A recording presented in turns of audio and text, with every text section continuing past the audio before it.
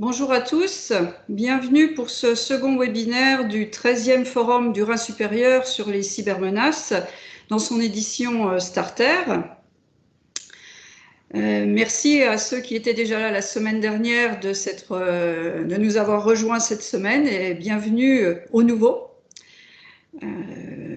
Alors, je rappelle les consignes. Je vous demande de bien vouloir fermer votre micro et votre caméra de manière à laisser libre champ aux intervenants. En fin d'intervention, vous pourrez bien évidemment rouvrir votre micro pour poser les questions à l'intervenant. Donc, je suis Emmanuel Azer, responsable veille marketing à la CCI Alsace Eurométropole, et je vais vous accompagner durant cette heure de webinaire. Je rappelle que le sujet de ce deuxième webinaire est la cybersécurité en période de télétravail majeur. Nous avons convié Christophe Korn de la société Systentia à nous présenter ses réflexions sur le sujet. Je rappelle qu'une troisième conférence dans cette édition Starter aura lieu le mardi 3 novembre.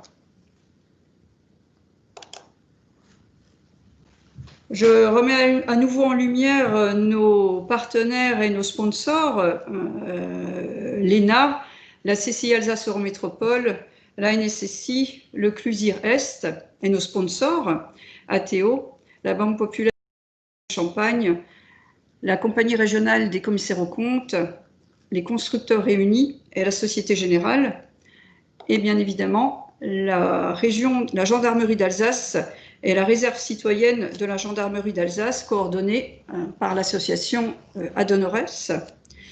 Alors, ces partenaires et ces sponsors avec qui nous sommes réunis autour d'un objectif commun qui est connaître et partager les enjeux et leurs évolutions et adopter et faire adopter les bons comportements et les bonnes actions à mettre en œuvre pour rendre chacun plus acteur de sa propre prévention. Alors, ce second webinaire est dédié à la sécurité dans le cadre du télétravail. En effet, et là je cite un article du JDN du 21 septembre dernier, à mi-mars, 5 millions de Français se sont retrouvés propulsés sur des plateformes de travail à distance. La population active éligible au télétravail est passée de la charrette au supersonique numérique sans réelle préparation. Fin de citation. La visioconférence et l'email sont devenus alors de nouveaux outils de travail et les acteurs ont ainsi vu leur marché adressable s'accroître d'autant.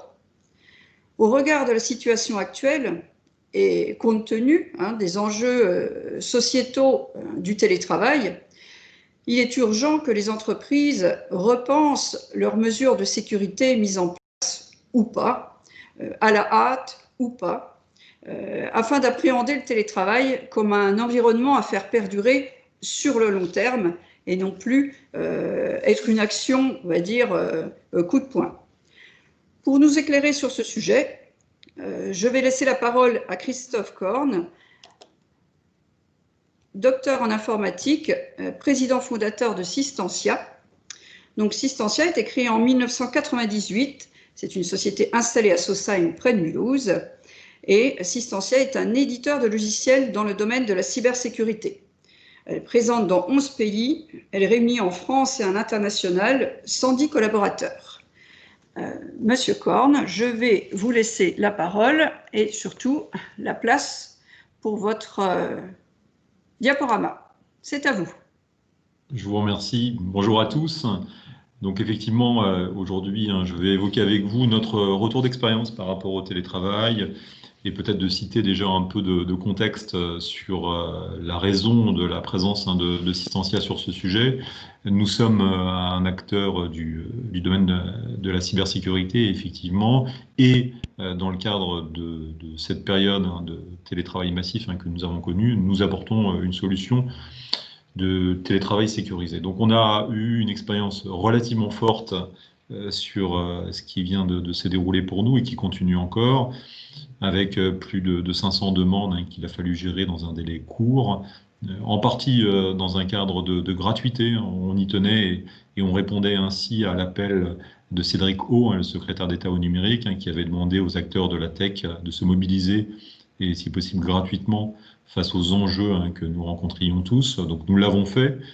Ça nous a amené sur une centaine de comptes durant une journée, le premier jour du confinement, le mardi.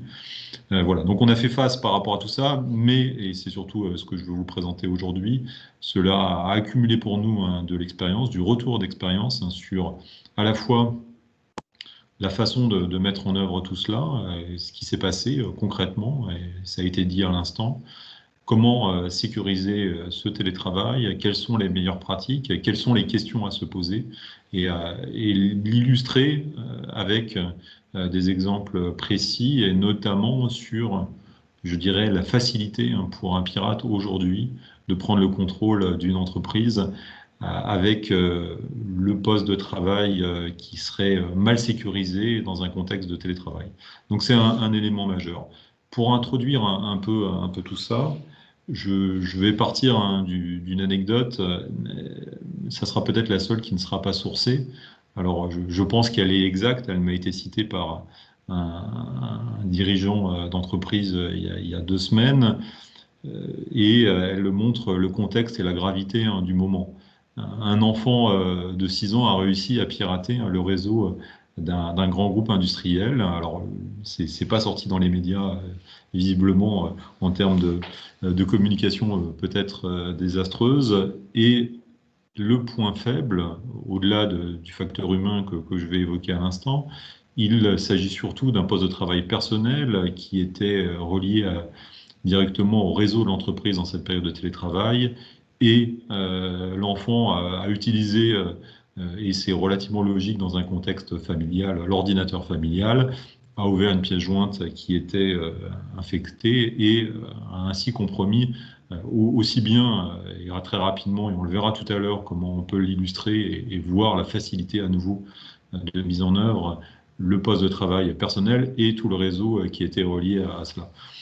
C'est à l'image de ce qui peut se passer aujourd'hui avec ce risque-là, et on ne le dira jamais assez, et je pense que c'est un point de vigilance qui est souvent arrivé et présenté dans ces séances que vous animez, le facteur humain. Le facteur humain, c'est la capacité pour un utilisateur, à un moment donné, à être le maillon faible dans la chaîne de sécurité. Si on regarde les attaques, quelles qu'elles soient, qui se sont produites depuis un certain temps, vous avez à chaque fois cette capacité à ne pas maîtriser totalement les utilisateurs.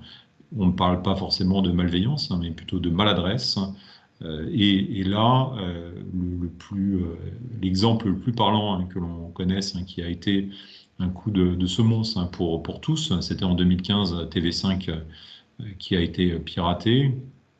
Pour rappeler le contexte qui a peut-être déjà été évoqué dans les séances que vous organisez, en 2015, selon l'ANSSI, plusieurs dizaines de pirates ont pris le contrôle de la chaîne de télévision. Ça allait jusqu'à contrôler les caméras des plateaux de télévision. Comment c'est arrivé? Eh bien, quelques semaines plus tôt, des mails ont été envoyés massivement à l'ensemble des journalistes, et 3 ont ouvert les pièces jointes et ont donc été un élément clé de l'entrée de ces pirates, qui sont restés silencieux après avoir pris le contrôle des éléments dont ils avaient besoin, et ensuite attaqué au mois d'avril la chaîne de télévision. Résultat de tout cela et de cette inconséquence de l'utilisateur final, c'est 5 millions d'euros de préjudice pour la chaîne, plusieurs semaines de difficultés de production de ses contenus habituels. On était vraiment dans une situation très complexe. Et voilà, à nouveau, ce maillon faible qui est l'utilisateur, qui peut être l'élément déclencheur de l'attaque. Les photos le représentent de façon imagée. Ce qui était, j'ai failli dire amusant, entre guillemets, c'est qu'au même moment où la chaîne se débattait en 2015 face aux pirates, à l'image est apparu sur leurs écrans. Alors c'est pas celle-ci, c'est un mot de passe sur un écran. Donc voilà. Donc c'était double capacité à ne pas respecter cet élément clé du contrôle que doit opérer chaque utilisateur. Si on prend un peu de recul avant de parler du télétravail, et ce sont des sujets que vous connaissez, je vais juste les synthétiser. Vous avez aujourd'hui un niveau de menace qui augmente de façon très forte, exponentielle, pourrait-on dire, avec cette part qui reste indéterminée. Elle peut être de toute nature. Elle peut être l'adolescent qui s'essaye avec des outils open source disponibles pour tous et qui va faire du déni de service sur un centre hospitalier, jusqu'à un groupe organisé qui peut être piloté par un État. L'ANSSI a soupçonné un groupe particulier russophone d'être d'ailleurs mandaté par la Russie sur le sujet de TV5 Monde et avoir été une forme de représailles par rapport à des aspects géopolitiques et la vente de frégates à la Russie. Donc on a toute cette capacité et ces moyens qui se mettent en œuvre. Ils peuvent être très simples, accessibles à tous, malheureusement, ou très sophistiqués et difficilement détectables.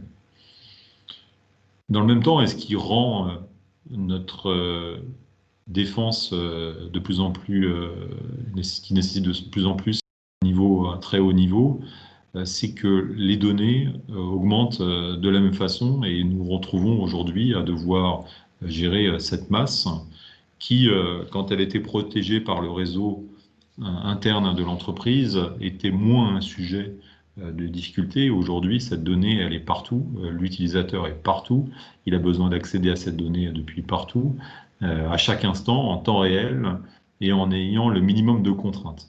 Donc, on se rend compte que ça va être de plus en plus difficile de pouvoir bien gérer ces éléments. Je l'ai dit tout à l'heure, des caméras de plateau de télévision ont été visées simplement parce qu'à un moment donné, tout objet devient objet connecté à une adresse IP et à partir du moment où il a une adresse IP, est un risque potentiel en termes de sécurité. C'est les deux données, les deux éléments clés aujourd'hui de notre cybersécurité, de ce que nous rencontrons au quotidien dans les entreprises, et il faut qu'on puisse se protéger face à cette menace qui augmente. Sur le télétravail, vous avez donné des chiffres tout à l'heure. Je vais les reprendre avec un peu de recul. Vous avez aujourd'hui, selon le ministère du Travail, 8 millions de personnes qui étaient éligibles au télétravail ou qui sont éligibles au télétravail. Donc, je ne sais pas comment la donnée est calculée, mais en tout cas, c'est une source du ministère du Travail. Et sur ce que nous avons connu avant cette période de Covid, nous avions de l'ordre de 2 millions de collaborateurs qui pratiquaient de façon occasionnelle le télétravail.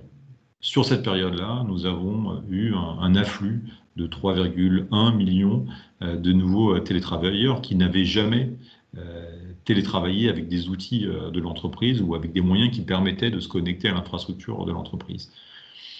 C'est un élément clé. On verra tout à l'heure aussi les sujets de la mise en œuvre du télétravail, parce que on ne peut pas garantir des conditions de sécurité optimales quand vous devez en quelques heures, quelques jours, et peut-être pour les moins rapides, quelques semaines, mettre en œuvre une solution de télétravail, là où d'habitude, si vous respectez toutes les étapes, vous prenez 6 mois pour déployer du télétravail pour votre organisation.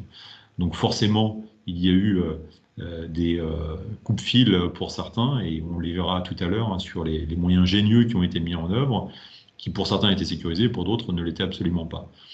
Le point qui nous intéresse le plus dans cette approche et qui va rejoindre ce que l'on évoquait tout à l'heure sur le type d'attaque qui peut arriver, c'est comment 3,1 millions de nouveaux télétravailleurs se sont connectés au réseau d'entreprise. Alors, je pense que vous l'avez tous vécu, peut-être directement ou indirectement. Il n'y a pas eu de génération spontanée de 3 millions de postes de travail portables, professionnels, de sécurité, dits de confiance, donnés par les organisations, nos entreprises, nos administrations, pour nous permettre de faire du télétravail.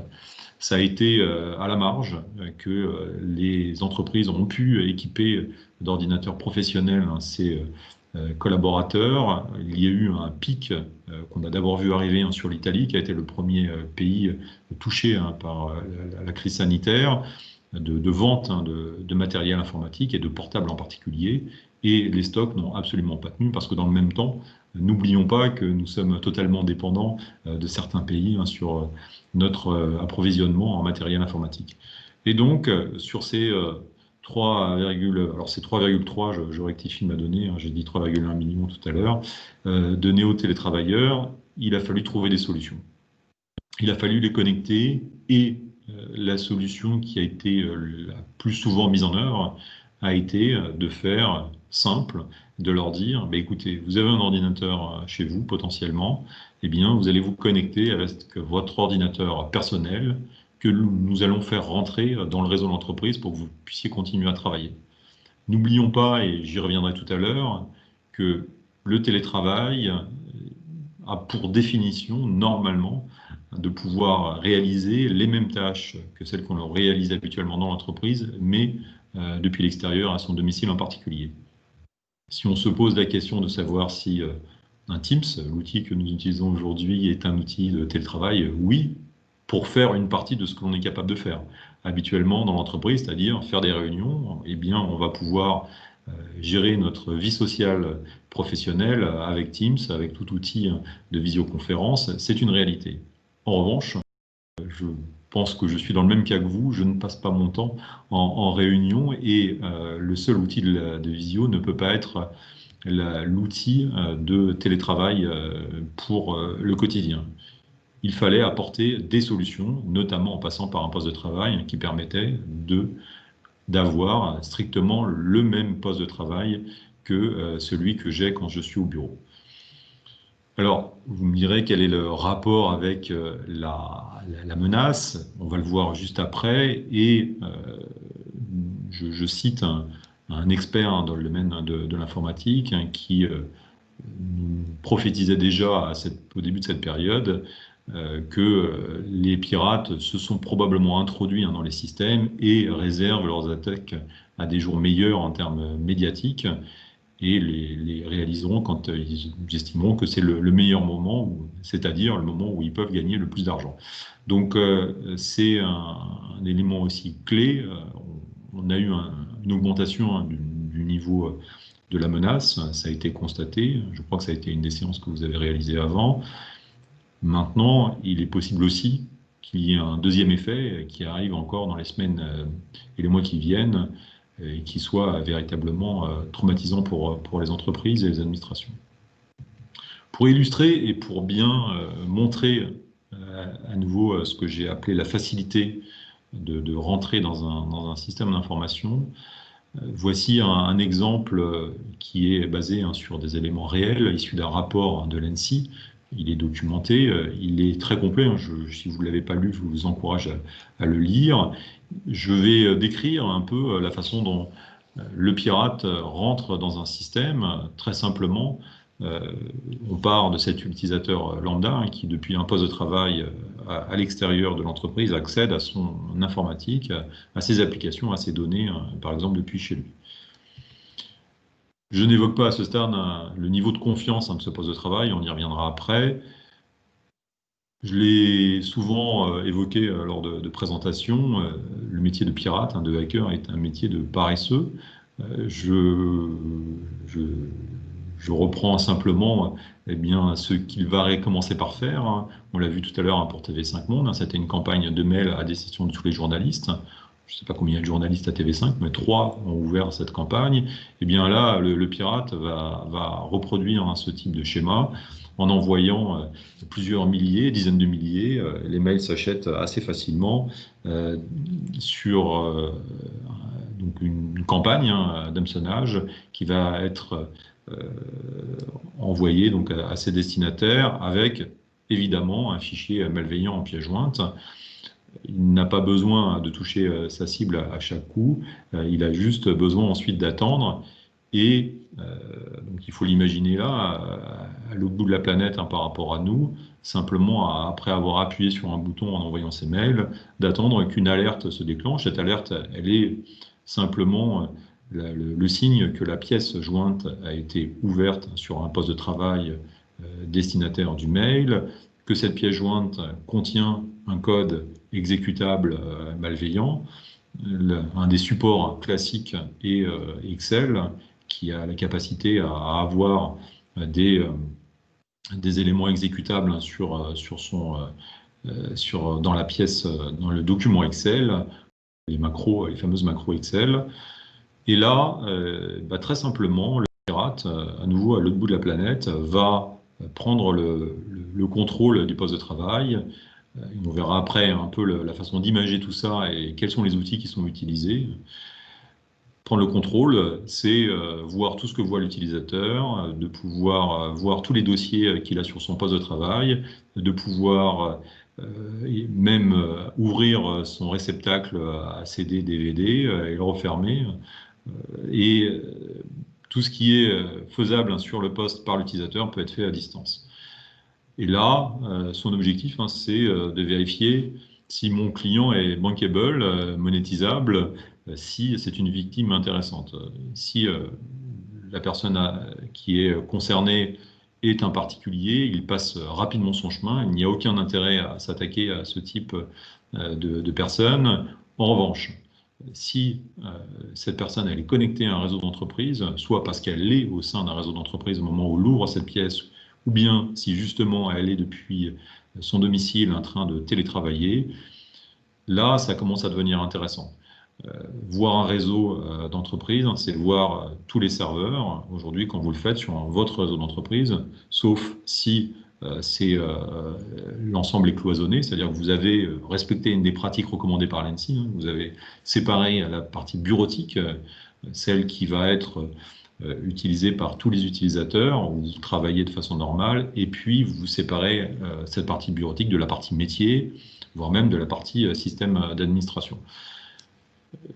Même si vous êtes dans un réseau bureautique, vous pouvez avoir des serveurs qui sont présents. Donc là, eh bien, les outils du marché, pour certains sont open source, d'autres sont payants, et d'autres sont illégaux, mais en tout cas, une partie sont des simples outils de vérification de vulnérabilité sur les serveurs. Et donc là, ce pirate, maintenant qu'il voit ce réseau distant, va lancer sur ce réseau distant des tests de vulnérabilité et va être capable de dire tel serveur n'est pas à jour de l'ensemble de ces correctifs.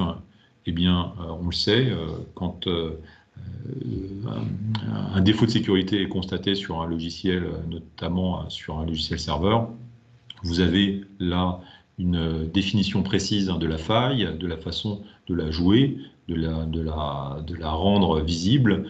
Et c'est ce que va faire ce pirate avec un peu d'ingéniosité, va pouvoir comme cela souvent prendre le contrôle du serveur à distance, qui va devenir pour lui évidemment une source de revenus potentiels. Et on connaît aujourd'hui le mode opératoire, c'est de chiffrer l'ensemble des données qu'il a à sa disposition. Donc ça peut être un serveur de fichiers, ça peut être tous les serveurs de fichiers, ça peut être tous les serveurs, et de laisser une seule pièce non chiffrée qui permet de connaître le montant de la rançon. Voilà très simplement une attaque. Alors vous me direz c'est un peu théorique, eh bien pas véritablement, puisque l'ANSSI documente avec les victimes ce qui s'est passé pour pouvoir justement bien décrire et se protéger mieux. Cette attaque, ce type d'attaque a été réalisé sur 3 organisations, dont le CHU de Rouen, que l'on a tous en tête sur novembre 2019, et ça avait été précédé par une université à Anvers. La suite, sans vouloir cibler à nouveau, et je l'ai déjà fait tout à l'heure, un pays en particulier, le suspect, selon l'ANSSI, est un groupe russophone. Le logiciel utilisé est très bien décrit pour la prise de contrôle. Il permet de faire toutes les actions que vous voulez, etc., etc. Vous avez le logiciel ensuite de vulnérabilité et souvent celui qu'on retient et qui a un doux nom, hein, Clop, qui est le logiciel pour rançonner, qui était mis en œuvre, hein, notamment au CHU de Rouen. Donc voilà une réalité, et si j'insiste, hein, sur cette approche et que j'essaye de l'expliquer et de la remettre dans un contexte, simplement que si ce poste de travail sur lequel vous êtes n'est pas de confiance, n'est pas à un haut niveau de sécurité, et notamment si c'est un poste de travail personnel, pour rejoindre mon sujet des 3,3 millions de néo-télétravailleurs, vous prenez un risque majeur pour votre organisation, vous prenez un risque direct, hein, d'infecter l'ensemble du réseau, simplement parce que vous, votre poste de travail personnel n'a pas vocation à avoir tous les niveaux de sécurité. Cela nous fait prendre un peu de recul, hein, par rapport à ce télétravail, hein, de maintenant un peu de dresser toutes les questions qu'il faut se poser quand à un moment donné on met en œuvre du télétravail. Je reviendrai après en synthèse sur les différentes méthodes technologiques pour faire du télétravail, et à nouveau je suis dans cette logique où je veux avoir mon environnement de travail professionnel identique, hein, que je sois au bureau ou à la maison. On le verra tout à l'heure avec la partie cloud, ce télétravail organisé versus le télétravail massif, hein. Je n'aborde pas dans cette présentation les aspects sociétaux, hein, du télétravail, simplement que de signaler que des grands acteurs américains aujourd'hui ont décidé de passer en télétravail massif pour plusieurs mois, pour une année, hein, voire plus, hein, pour certains, Microsoft, Cisco, Facebook, etc. C'est une approche.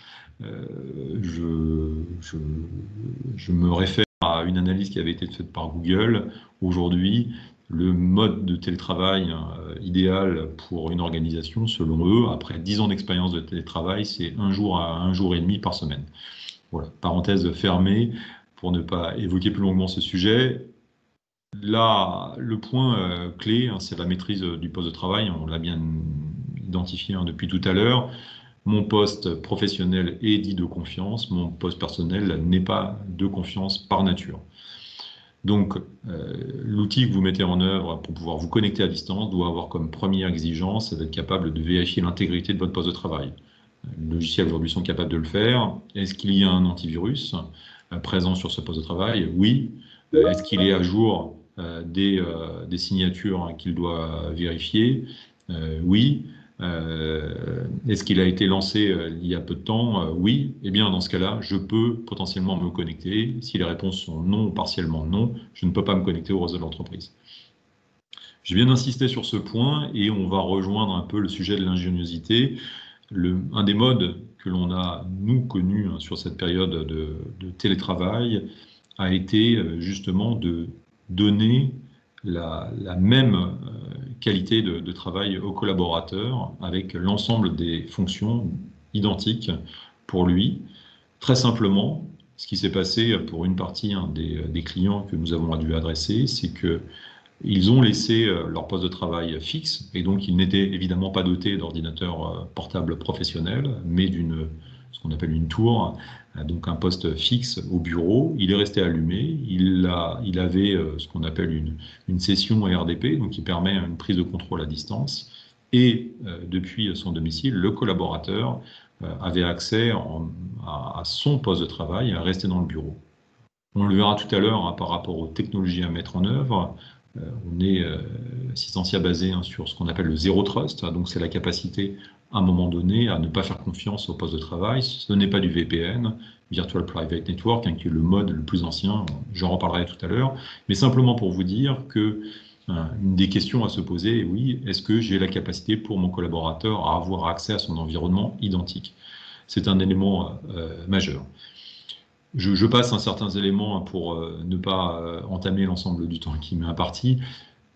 Un point de vigilance également, une question à se poser, est-ce que mon outil de télétravail va être basé sur ce qu'on appelle un agent, donc un dispositif, un exécutable, hein, qui va fonctionner sur votre poste de travail, ou bien est-ce que je vais avoir un élément qui est chargé dynamiquement et qui n'est pas présent sur le poste de travail? C'est un plus qu'il n'y ait pas d'agent.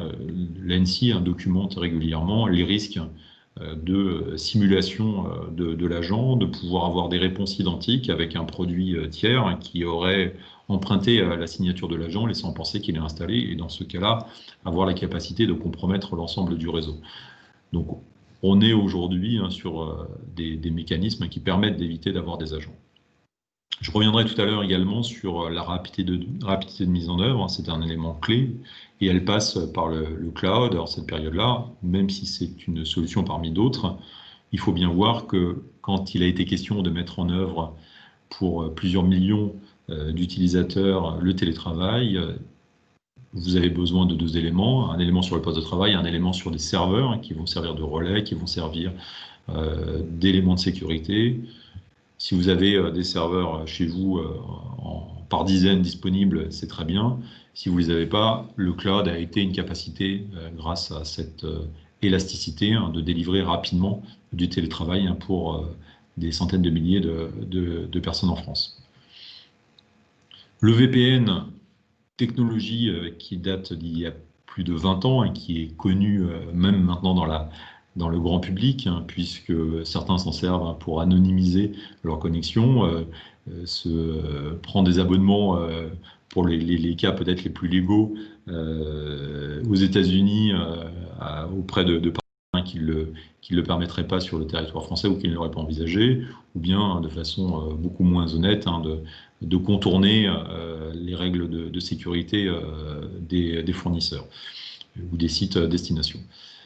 Il y a aujourd'hui une vraie problématique de sécurité par rapport à ce VPN qui représente différents inconvénients majeurs qui, avant cette crise sanitaire, étaient peut-être moins graves et qui aujourd'hui, avec ces centaines de milliers de postes de travail personnel qui sont rentrés dans les réseaux d'entreprise, une vraie faille majeure de sécurité, simplement parce que le VPN est une technologie qui a été conçue pour connecter des sites les uns avec les autres et pas forcément pour connecter des postes de travail. Elle a été utilisée et elle est encore majoritairement utilisée pour connecter un poste de travail par définition en télétravail. Si c'est dans un contexte d'ordinateur de confiance au même niveau que mon poste dans l'entreprise, l'ordinateur dit de confiance, le risque est moindre, voire n'est pas avéré, puisque vous l'avez à un niveau de sécurité comme si vous étiez dans l'entreprise. En revanche, si on est sur un poste de travail personnel, il faut bien imaginer que le VPN par défaut donne accès à l'ensemble des ressources, voit toutes les ressources possibles que vous voyez quand vous êtes dans votre entreprise et n'a pas de capacité à filtrer les éléments. Le Zero Trust, dont j'ai parlé déjà tout à l'heure, que j'aborderai encore tout à l'heure, est un élément qui, à la différence du VPN, permet de donner accès à la ressource et seulement la ressource. Pour reprendre mon exemple du poste de travail physique, le ZTNA, le Zero Trust, vous permet, depuis chez vous, de n'avoir accès que à votre poste de travail physique qui est resté dans l'entreprise. Ça peut être un cas d'usage que l'on connaît aujourd'hui dans ce mode-là. Le VPN, je l'ai évoqué tout à l'heure, est à base d'agents, donc pas forcément une capacité à nous protéger de façon ultime. Voilà un peu les éléments clés de ce VPN qui nécessite de réfléchir autrement. Je regarde en même temps le temps. La traçabilité des accès est un élément majeur. Vous devez avoir des systèmes et vous devez vous poser la question, est-ce que le système que je mets en œuvre en termes de VPN, de ZTNA, si je fais l'un ou l'autre, et ou l'autre d'ailleurs, contient des éléments de traçabilité pour me permettre de comprendre ce qui se passe à un instant précis pour chaque utilisateur. Est-ce que je vais être capable de vérifier ce qui s'est passé, qui a accédé à quelles ressources, est-ce que c'est les bons droits qui ont été positionnés, est-ce que vous allez plus pouvoir faire d'ailleurs dans des approches Zero Trust. Et puis un des débats qui se profile, et je touche à nouveau du doigt sans l'aborder en détail, le sujet sociétal, c'est aussi le droit à la déconnexion. On voit monter ce besoin pour les entreprises et les administrations de pouvoir s'assurer que les collaborateurs respectent avec l'entreprise et l'organisation le droit du travail et la capacité à ne pas laisser le collaborateur connecté en permanence de son réveil jusqu'à son coucher, et les week-ends compris. Donc c'est des éléments qui peuvent être des éléments de réflexion quand vous mettez en œuvre ce type de solution. Le télétravail, c'est une solution de continuité d'activité par nature, puisqu'elle vous permet de ne plus accéder à votre bureau physiquement, mais de travailler de la façon. On le sait, le mode normal de mise en œuvre d'un projet de télétravail, c'est le mois, voire l'année. Le faire dans l'urgence, forcément, il y a des éléments qui ne se mettent pas tout à fait en œuvre comme on le souhaiterait. On doit, pour autant, et ça a été cité en introduction, prévoir, repenser le télétravail maintenant par rapport à ce que l'on connaît et être capable de gérer ça dans le temps, de remettre les bonnes pratiques de sécurité, de se poser les bonnes questions et de pouvoir avoir des systèmes qui vont être peut-être sur un nombre d'utilisateurs minimum, ceux que vous avez en télétravail occasionnel, 10-15% de la population des collaborateurs, sous réserve que 100% puissent accéder au télétravail. Et puis, à un moment donné, sans que vous ayez rien à faire, puisque ça doit se déclencher automatiquement, votre plateforme vous permet d'avoir 100% de vos collaborateurs qui passent en télétravail. Donc, c'est ce qui a été fait dans l'urgence en prenant un peu de temps pour un grand nombre d'entreprises. Et beaucoup ont connu des problèmes de performance. Sans rentrer dans les détails, ça a été un des premiers points à gérer. Il faut que cette solution, les solutions que vous prenez, soient ce qu'on appelle scalable en anglais, donc avec une capacité de monter à l'échelle, monter en puissance, indépendamment du nombre d'utilisateurs, et que ça puisse se faire en quelques secondes, sans que vous ayez rien à toucher à votre système. C'est ce qui seraient les vrais critères de continuité d'activité dont nous avons besoin aujourd'hui. Sur les éléments de réglementation, nous sommes soumis à des règles différentes. Pour ceux qui sont les OIV, les opérateurs, les organisations d'importance vitale, évidemment, les mêmes règles ne s'appliquent pas. Elles sont beaucoup plus restrictives.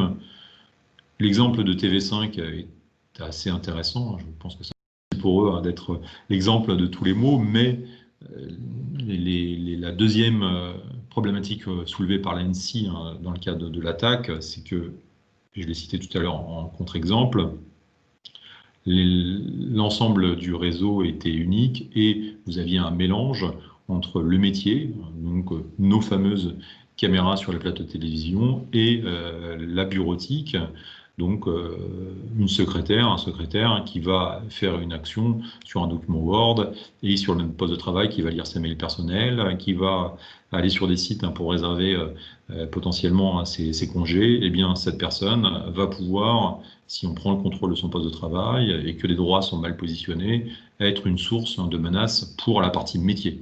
Donc les exigences que l'on a vont dépendre de notre positionnement par rapport à l'échelle des organisations.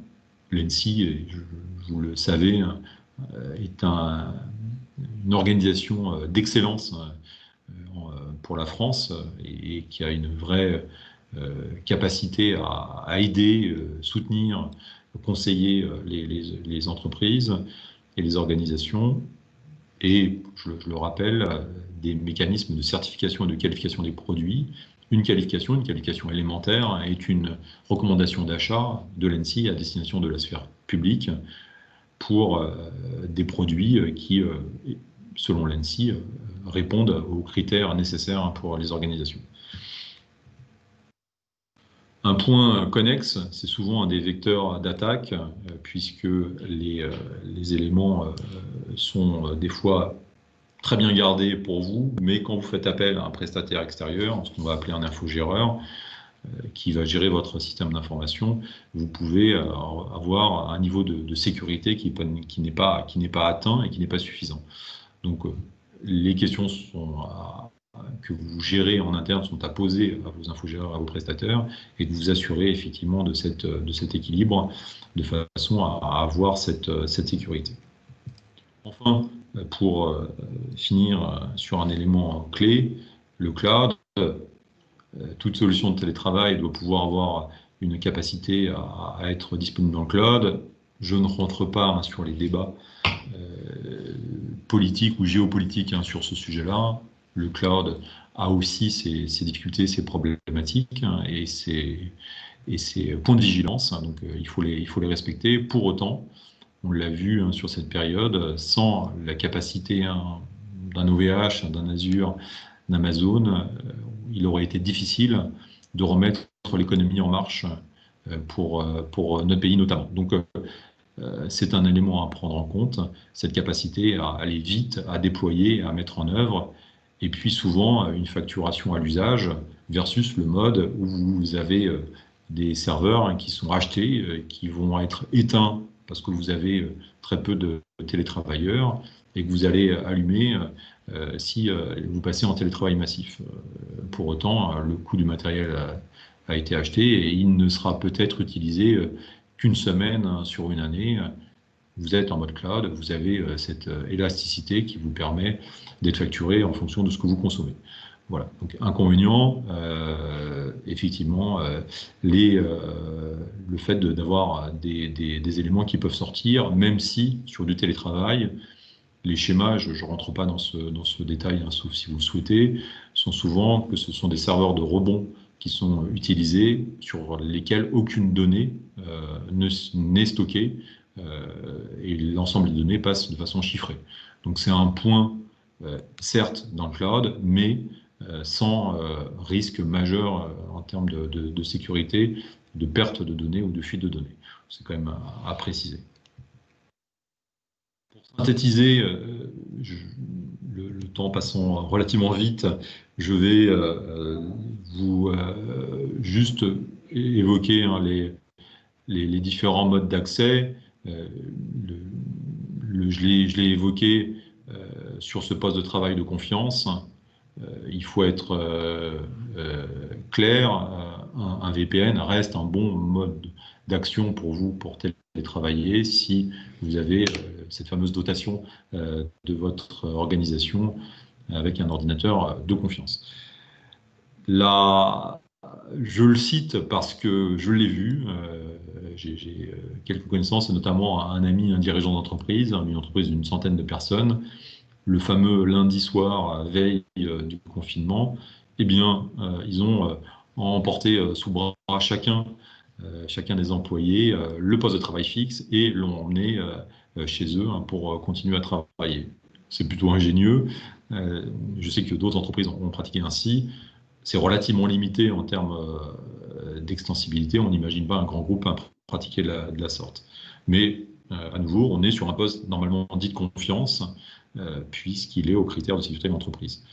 Là où effectivement cela devient très compliqué et très risqué, je l'ai bien documenté, j'espère, et été relativement clair sur ce sujet, l'ordinateur personnel, qui est par nature un bouillon de culture, de germes, de virus potentiels, on ne peut pas à titre personnel, avoir un bon niveau de sécurité. On a déjà, pour beaucoup d'entre nous, même quand on est dans l'informatique, une difficulté à maintenir de façon opérationnelle un ordinateur sur lequel on passe très peu de temps en général.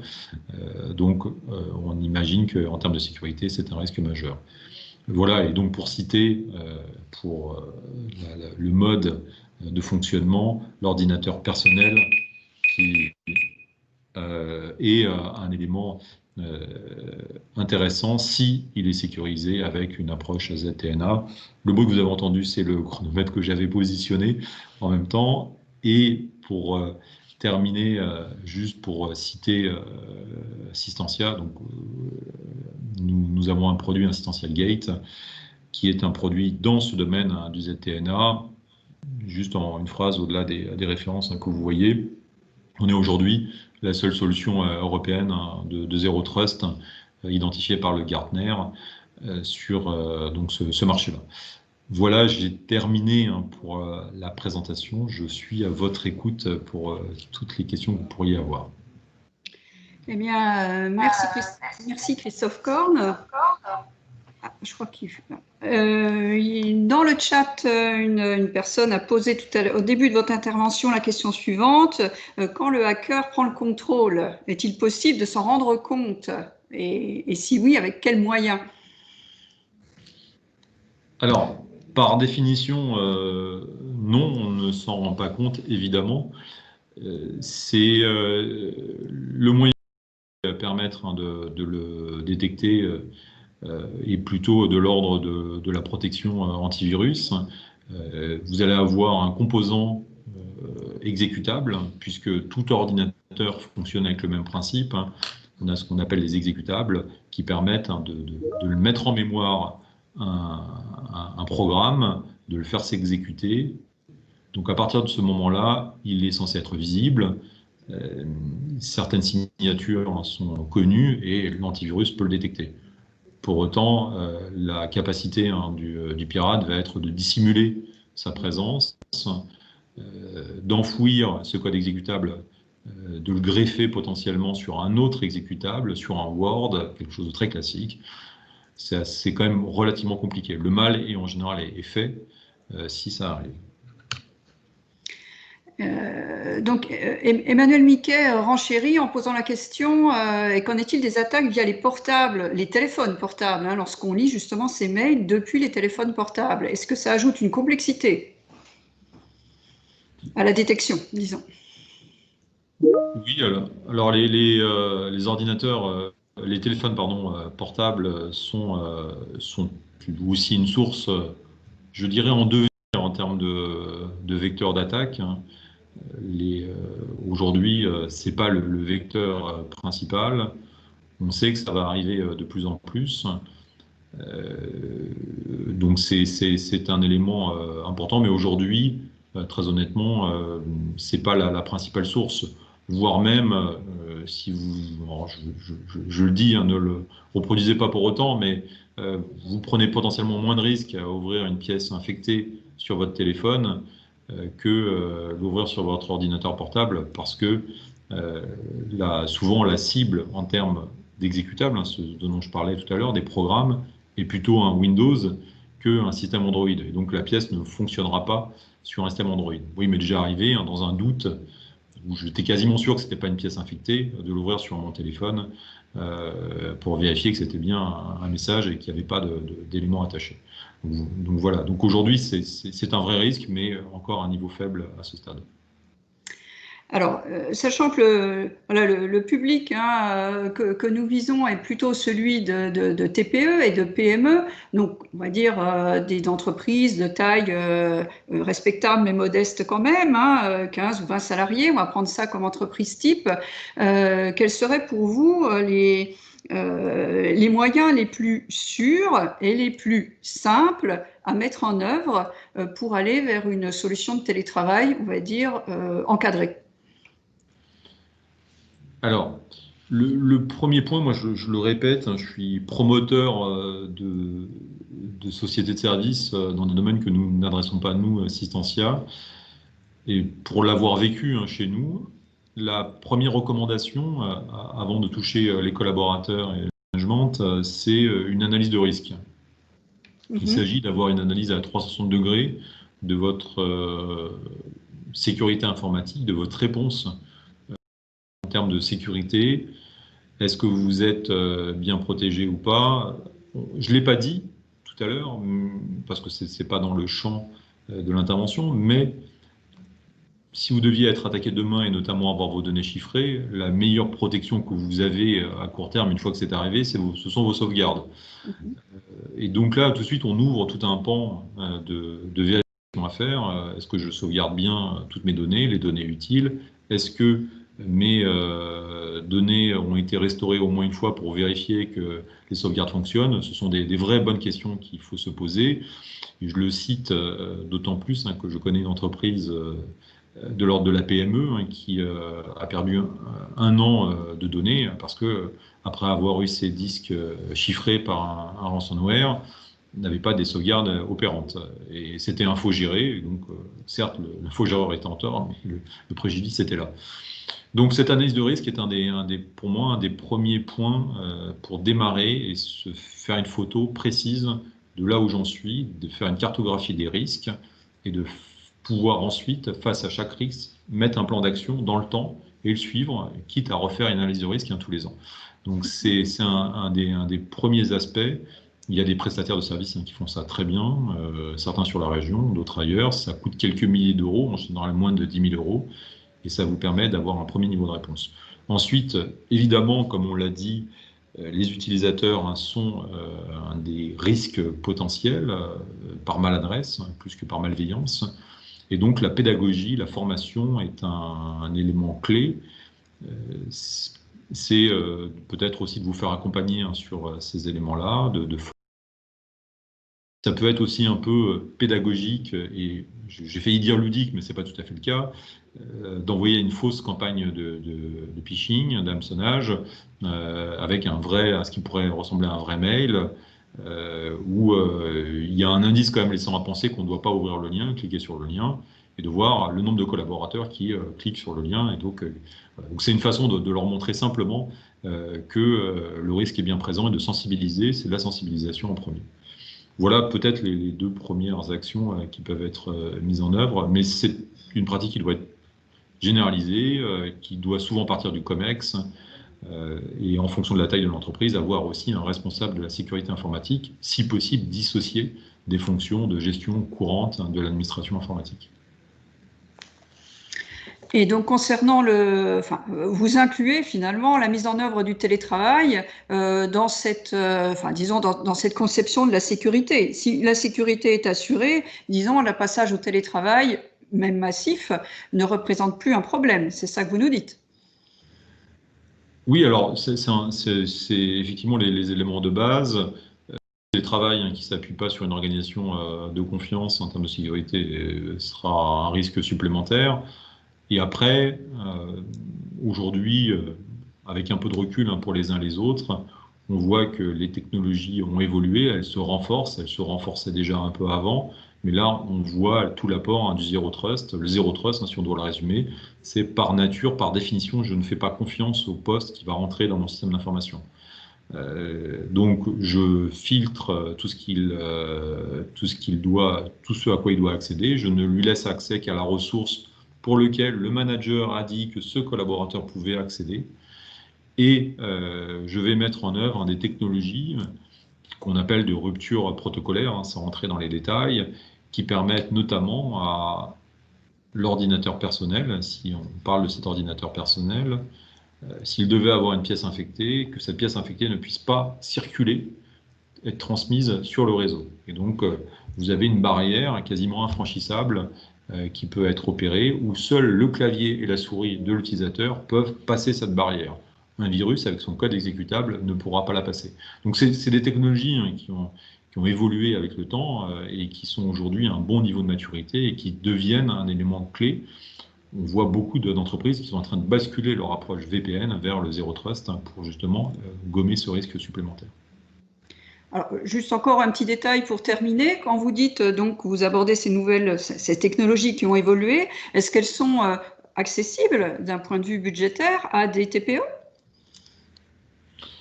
Alors, c'est toute la force et la puissance aussi du cloud. Alors, je suis un adepte prudent du cloud, et il doit être utilisé à bon escient.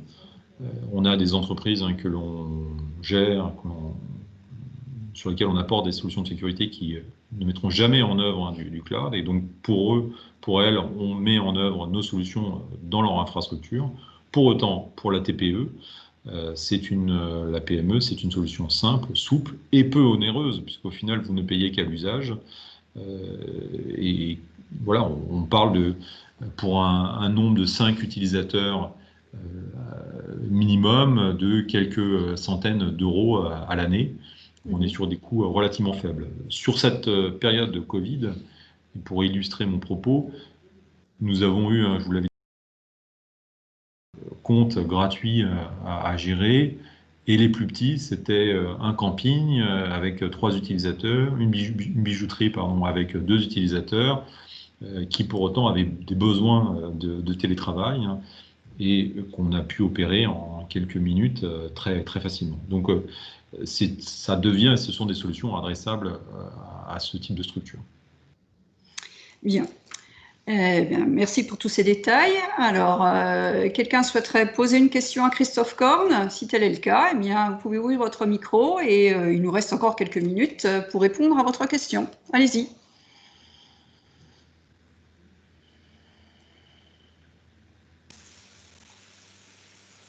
Oui. Oui, bonjour François Guillaume. Une question que j'avais mis dans le chat, là, quand on met en place ce type de technologie, je veux dire, quels accès vers les collaborateurs et vers leur management pour que ça puisse se mettre en route de façon très très fluide. Alors, bonjour monsieur, oui, en partie répondu tout à l'heure par rapport à cette question. Effectivement, la pédagogie est un élément clé. On a besoin d'illustrer, et c'est vrai que le collaborateur, les utilisateurs, souvent dans des entreprises peut-être non technologiques, j'espère que dans des entreprises technologiques on est un peu plus averti, eh bien ces collaborateurs n'ont pas du tout de prise de conscience du risque majeur voilà, qu'ils peuvent causer à la structure. Alors, les pièces jointes, on commence à tous s'y habituer. Maintenant, je mets au défi certains collaborateurs de faire la différence entre une vraie pièce jointe, enfin un vrai mail venant de son administration et un mail falsifié. Donc c'est un vrai élément clé. Sensibiliser, former. On n'est pas habitué à ça, on ne l'a jamais fait avant. C'est nouveau pour nos entreprises. Il faut avoir peut-être quelques heures de formation pour tous les collaborateurs chaque année sur le sujet de la cybersécurité, sur les précautions à prendre, de même qu'on le fait maintenant sur les gestes environnementaux. Voilà, ça doit faire partie de l'ADN des entreprises. C'est indispensable. En fait, ma question est centrée sur la mise en place de votre solution. Qu'est-ce qu'il est nécessaire de faire? Est-ce que c'est simple ou très compliqué, entre guillemets, pour que mon comptable standard qui se retrouve chez lui du jour au lendemain, on lui envoyait quelque chose pour que son PC perso puisse se connecter via la solution, entre guillemets, miracle, qui permet de faire un certain nombre de choses, pour que ça se passe bien, et qu'on n'ait pas le helpdesk qui soit écrasé d'appels, du mail par-dessus, du lien qui ne marche pas, de la box qui est trop faible, etc., etc. Enfin, tous les trucs qu'on voit quand on active des VPN, quoi, je veux dire, parce que les phénomènes doivent se ressembler quand même. Oui, alors, bon, tout d'abord, je crois qu'il faut faire preuve tous, et les éditeurs en premier, d'humilité. Il n'y a pas de solution miracle aujourd'hui dans le domaine. La solution, les solutions comme les nôtres sont délivrables en quelques minutes. Il faut avoir pas forcément un bon niveau informatique pour les mettre en œuvre. Vous êtes assisté dans la mise en œuvre et vous pouvez déployer en quelques minutes. On a automatisé et rendu ce qu'on appelle un mode self-service pour les organisations qui nous rejoindraient, ce qu'on n'avait pas au début de cette crise. Et donc, en toute transparence, quand j'évoquais 500 demandes, dont 100 le premier mardi, eh bien, les premiers arrivés, on a pu les servir en quelques jours, une semaine, si je suis vraiment transparent. Et maintenant, aujourd'hui, c'est instantané. Mais ça a été un peu compliqué. Et chez nous, des collaborateurs y ont passé des soirées et des week-ends. Bien, eh bien, écoutez, il est midi. Nous allons nous arrêter là pour les questions. Encore merci Christophe Corne de tous ces éclairages et de tous ces détails qui, j'espère, auront été utiles à nos participants. Je rappelle qu'il y a un troisième webinaire le 3 novembre qui, lui, aura pour principal sujet le plan de continuité de l'activité et nous aurons un témoignant en la personne de Hervé Humbert de Butachimie qui donnera, on va dire, la réplique à l'intervenant Daniel Guigné et à deux, ils illustreront pareil la nécessité et la complexité de ce type d'exercice. Encore merci à vous tous pour votre participation. et pour vous être connectés. Et je vous dis dans 3 semaines, dans 2 semaines, voilà, pour la 3e et dernière conférence de cette édition Starter du 13e FRC. Merci à tous et bon appétit et bonne journée.